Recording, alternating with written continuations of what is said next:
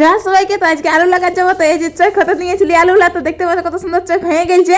আর এদিকে আমার শ্বশুর কি সকল সার মিক্স করে দিল আর খোল। আর এই যে শ্বশুর আমাকে পাশাটা উঠাই দিল মাথাটা, এবারে টুটটুনায় চলে যাবো। শ্বশুর সব সার খোল কোদাল তোদাল লোড করে নিয়েছে আর ঘরগুষ্টি আলু লাগাতে ডরিয়ে দিলি। তো এই যে ক্ষেতকে পৌঁছে গেলি, তো কোদাল তোদাল আগে সবকিছু নামান দিছি, নাহলে কি করে ওরা ধরবে আমার পাচাটা। তো এই যে সবকিছু নামান দিলি আর আমার পাচাটা নামান দিল শ্বশুরে।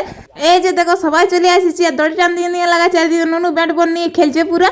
আর ওরা কুড়িয়ে কুড়িয়ে যাচ্ছে লাইন টেনে টেনে, মানে আর আমি এই গোবর তোবর সব কিছু একেবারে দিয়ে নিয়ে যাচ্ছি, তাহলে চানা হবে। ওরা যতকে লাইন টানবে ততকে আমার দিকে গোবর সার দেওয়া হবে। তো এই যে সার এবারে দিয়ে দিচ্ছি। এই যে পাছাটা ধামাটাই কম কম করে নিয়ে নিচ্ছি, তাহলে লাগাতে জুইত হবে। আর আমাদের এস পাঞ্জাব বীজ তো অনেকেই কাটে লাগায়, আমরা কিন্তু কাটাকাটি করি নাই, কিছু গোটা গোটাই দিচ্ছি। যদি বলি তাও ঢের ঢের বসে। তো আর কে কতটা ফারাক দিচ্ছে ওটা একটু কমেন্ট করে জানান দিবে, আর কার কি বীজ বটে। তো এই যে আমার দেখতে পাচ্ছ কতটা ফারাক।